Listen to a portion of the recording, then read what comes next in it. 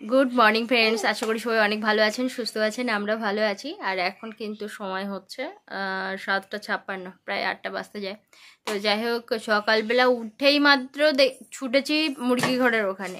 মানে মুরগি কালকে রাত, মানে সন্ধ্যাবেলা যখন আমি তুলতে গেলাম, রোজ দিন ঢুকে যায় মুরগি, কিন্তু কালকে ঢোকেনি। একটাই মুরগি ঢুকেছে। আবার সেই সন্ধ্যাবেলা লাইট জ্বেলে জ্বেলে সব জায়গায় খুঁজে খুঁজে খুঁজে খুঁজে বের করলাম, দেখি লুকিয়ে আছে সেই ওই সাইডে গাছের নিচে লুকিয়ে আছে 3টে। তাড়িয়ে তাড়িয়ে তাড়িয়ে তাড়িয়ে সন্ধ্যাবেলা একদম হাঁপিয়ে উঠেছি। আমার মেয়ে কোলে ছিল, এবারে 2টো মুরগি ঢোকাতে পেরেছি, একটা মুরগি সারা রাত বাইরেই ছিল। তো যে কারণে আজকে সকাল হলেই ছুটলাম মুরগি ঘরের ওখানে, পুরো একদম সেলাই টেলাই করে যেখানে যেটা করার দরকার করে পুরো ঘর পুরো ঠিকঠাক করলাম, করে মুরগিগুলোকে তাড়িয়ে ঢুকিয়ে দিয়েছি। দিয়ে ওদেরকে খাবার জল দিয়ে তারপরে এই যে সোনাকে একটু খাওয়ালাম। 2টো বাচ্চা পড়তে এসেছে, ওদেরকে একটু দেখিয়ে বললাম যে তোরা একটু লিখতে থাক, আর আমি একটুখানি ঘরের ভিতরে বিছানাটা তুলি। আর এই যে আমার পিছন পিছন চলে এসেছে, ওই যে এখন ওই কাজ করছে। তো যাই হোক, এখন বাইরের দিকে যাই, বাচ্চাদের কাছে একটু বসতে হবে। রাহির পাপার সকালবেলায় টিউশন ছিল আজকে বোধহয়। ও বেরোতে পারছো না? রাহির পাপার সকালে আজকে টিউশন, বোধহয় নতুন একটা টিউশন নেবে বলে মনে হয়। বোধহয় সেরকমই কথাবার্তা বলছিল। তো নতুন টিউশনে গেল না পুরানো ব্যাচ বোধহয় অফ করেছিল একদিন, সেটার জন্য গেল, আমি জানি না, বলতে পারছি না। তো যাই হোক, এখন ওদের তো 8টা 9টা থেকে স্কুল আছে।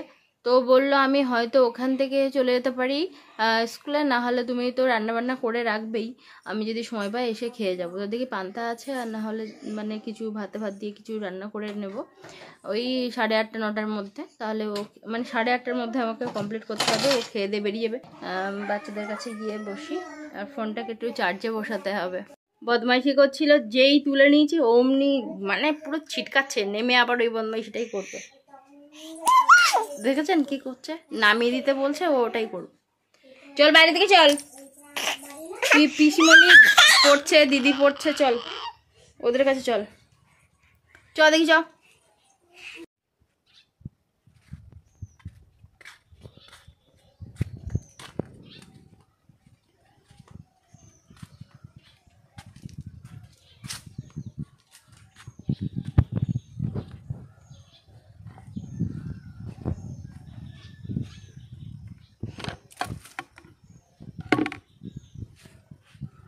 সময় হচ্ছে এখন 11:37।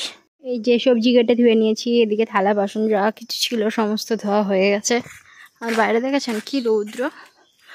আর ওখানে ওই যে কিছু কাছাকাছি কিছু কাচছিলাম, কিন্তু হঠাৎ করে কারেন্ট চলে গেল, সোনা উঠে পড়লো, তো ওদিকে একটু ব্যস্ত হয়ে পড়লাম, যার জন্য কাচতে কাচতেই ছুটে চলে গেছে। ওই যে বালতিতে 2 বালতিতেই আছে। একটা মুরগি রোজ বেরিয়ে যায়, ওই মুরগিটা যায় না কি করে বেরোয়। আর ওদেরকে খাবার দিলাম, জল দিলাম। তো এখন একটু রাস্তার দিকে এসেছি, সোনাকে এবার চান করাবো। সোনা এক্ষুনি ঘুম থেকে উঠলো, ওই দেখুন তালগুলো বেশ এখন বড় হয়েছে, এখন তো তালের আটিও বিক্রি হচ্ছে বাজারে।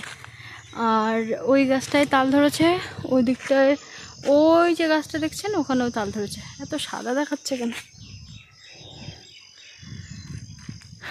তো সকালবেলার থেকে একটু মেঘলা মেঘলা ছিল, কিন্তু একটু বেলা হতেই ভীষণ আর কি রৌদ্র, আর মেঘলা ভাব একদম নেই। তো ওদেরকে ছুটি দিয়ে তাড়াহুড়ো করে আবার ভাত বসিয়েছিলাম, সেদ্ধ ভাত করেছিলাম উচ্ছে আর আলু ভাতে দিয়ে। আর বাবা সেটাই খেয়ে রওনা দিয়েছে স্কুলে। আর তারপর আমি খাইনি, ও খেয়ে দিয়ে রওনা দিয়েছে। সোনাকে খাইয়ে দিয়ে মায়ের কাছে দিয়ে আমি আবার আধার লিঙ্ক করাতে গেলাম, মানে রেশনে চাল দেয় ওখানে। তো 2 বাড়ির নিয়ে যাই, একেবারে মায়েদেরও আমাদেরও একেবারে নিয়ে গিয়ে আধার লিঙ্কটা করিয়ে আনলাম, এনে তারপরে সোনাকে খাওয়ালাম, ঘুম পাড়ালাম আবার করে। তারপর আমি খেয়ে আর বসিনি, ওই থালা বাসনগুলো মেজে সবজি কেটে ধুয়ে। আর এখন এই যে জামা কাপড়ের যা অবস্থা দেখছেন, অর্ধেক কেচেছি, অর্ধেক কাচিনি, অর্ধেক ধুয়েছি, অর্ধেক ধুইনি। তো এখন দেখি সোনাকে আবার চান করাবো, তারপরে গিয়ে এই সবগুলো আবার হাত দেব। ভাত রান্না করাই আছে, আর সেই জন্য মানে শুধু তরকারিটা করবো আর কি। উচ্ছে আলু কেটেছি, ওটা ভাজা করব, আর সাথে কুমড়ো আলু সয়াবিন দিয়ে রান্না করব।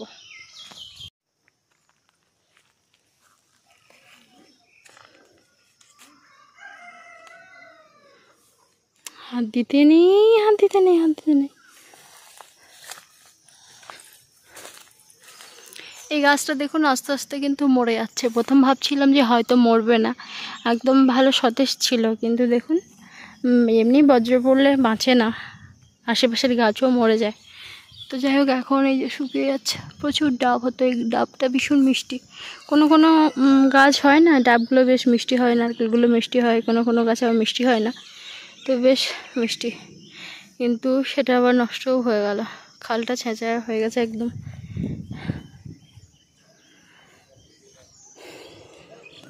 এক কলসি জল তোলা হলো আর তোয়ালে দিয়ে ঢেকে দেওয়া হয়েছে।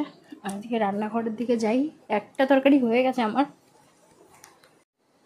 এই যে একটা তরকারি হয়ে গেছে, উচ্ছে আলু ভাজা। খটখটা শুকনো, বাইরে কি রৌদ্র গরম, আর তার মধ্যে এখানে দেখুন ঘরের মেঝেতে কেমন জোক, এরকম প্রচুর ভর্তি হয়ে যায় রাত্রে। তো ওই জন্য আমি ভাত তরকারি সব উপরে তুলে রাখছি, এখন থালা বাসন যা কিছু সব উপরে তুলে রাখছি, আর এর উপরেই ভাত তরকারিটা তুলে রাখছি। এদিকে কুমড়ো আলুটা সয়াবিনটা একেবারে জল ঢালবো, একটুখানি কষে নিয়ে আর জলটা ঢালবো।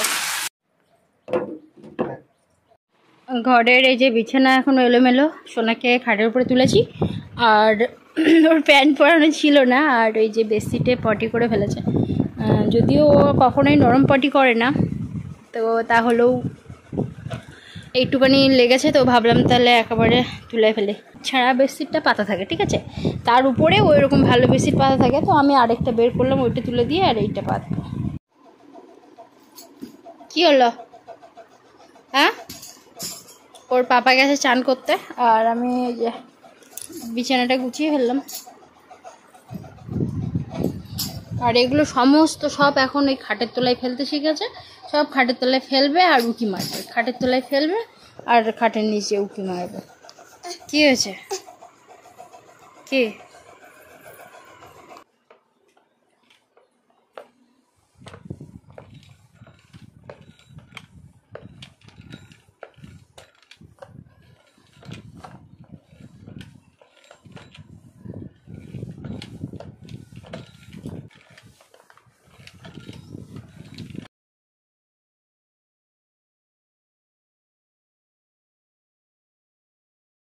ঘড়ির কাঁটা পুরো 6টা।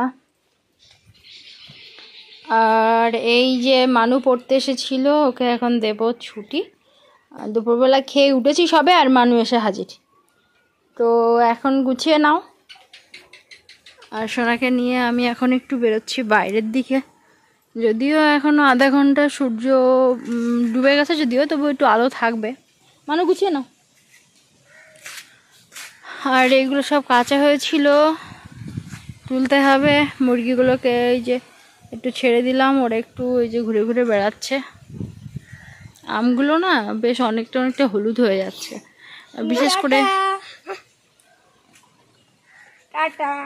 বিশেষ করে হিমসাগর আমগুলো এই মুখের দিকে একটু হলুদ হলুদ হয়ে যায়, আর খেতেও বেশ মিষ্টি হয়। নাই আমার দরজাটা একটুখানি ভজিয়ে দিত।